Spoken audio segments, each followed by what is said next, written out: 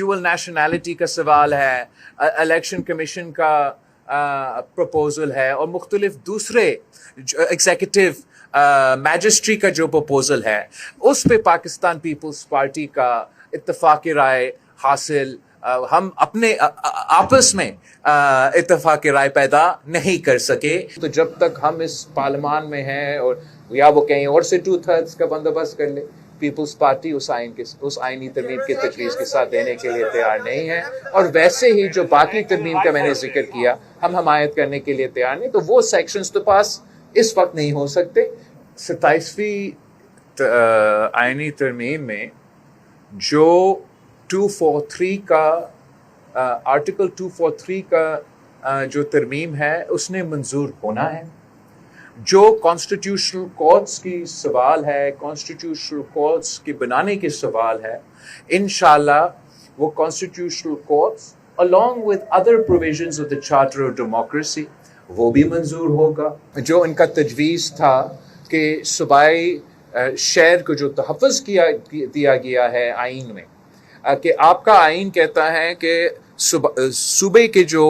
NFC award के मुताबिक शहर है वो भर सकता है, कम नहीं हो सकता, उसका तहफ़्फ़ुज़ पाकिस्तान पीपल्स पार्टी करेंगे। अगर 243 का नुकसान सिविलियन सुप्रीमेसी को हो रहा होता, जमहूरियत को हो रहा होता, तो मैं खुद मुखालफत कर रहा होता। मैं इसलिए इसका हमायत कर रहा हूँ कि ये इन चीज़ों को नुकसान नहीं पहुँचा रहे हैं। जो फैसले हुकूमत ने लिए जंग जीतने के बाद, जो रिस्पेक्ट पाकिस्तान को मिला है, अब वो आईनी और कानूनी कवर दिया जा रहा है और उसको पाकिस्तान पीपल्स पार्टी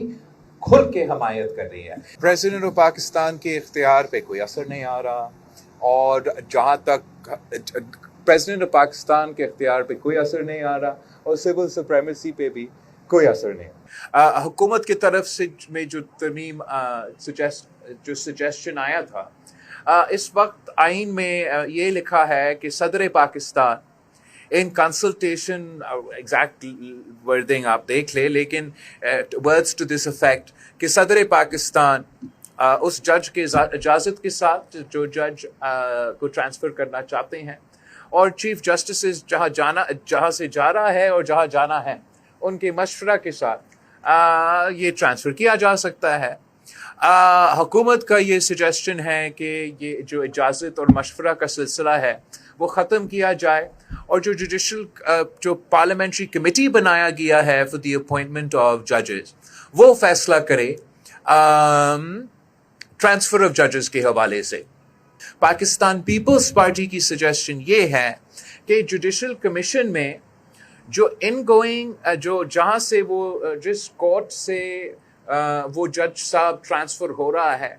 उस कोर्ट का चीफ जस्टिस, और जिस कोर्ट में वो जज साहब को ट्रांसफ़र करने की कोशिश किया जा रहा है, उस कोर्ट का चीफ जस्टिस, उन दोनों चीफ जस्टिस साहिबान को हम वोटिंग मेंबर्स बना दे उस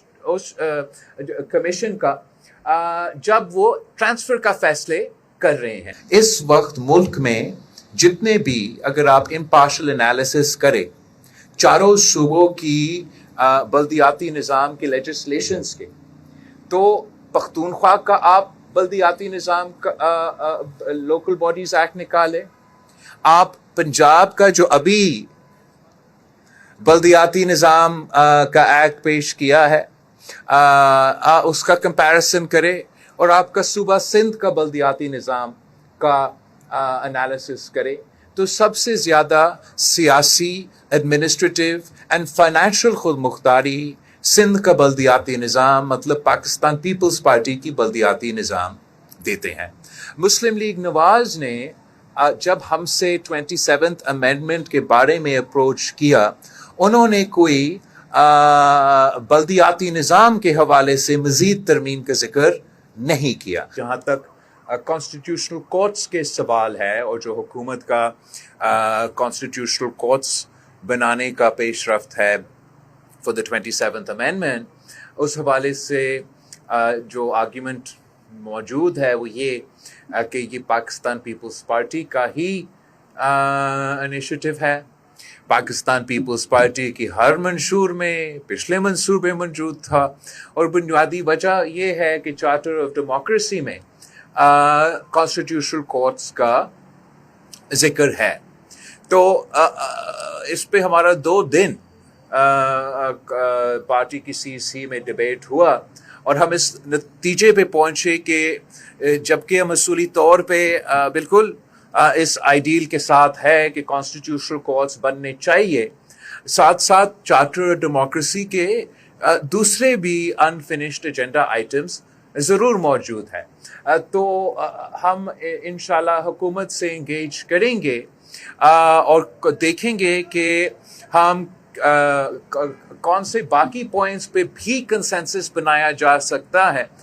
کہ اسی 27th امینڈمنٹ کے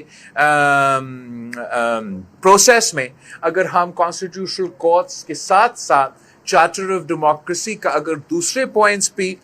پہ بھی کنسنسس بن سکتے ہیں اور اس پہ بھی عمل درآمد کسی طریقے سے ہو سکتا ہے تو وہ بھی ایک ویلکم سٹیپ ہوگا. تو پاکستان پیپلز پارٹی COD کے حوالے سے کانسٹیٹیوشنل کورٹس کے پروسیس میں حکومت سے انگیج کریں گے.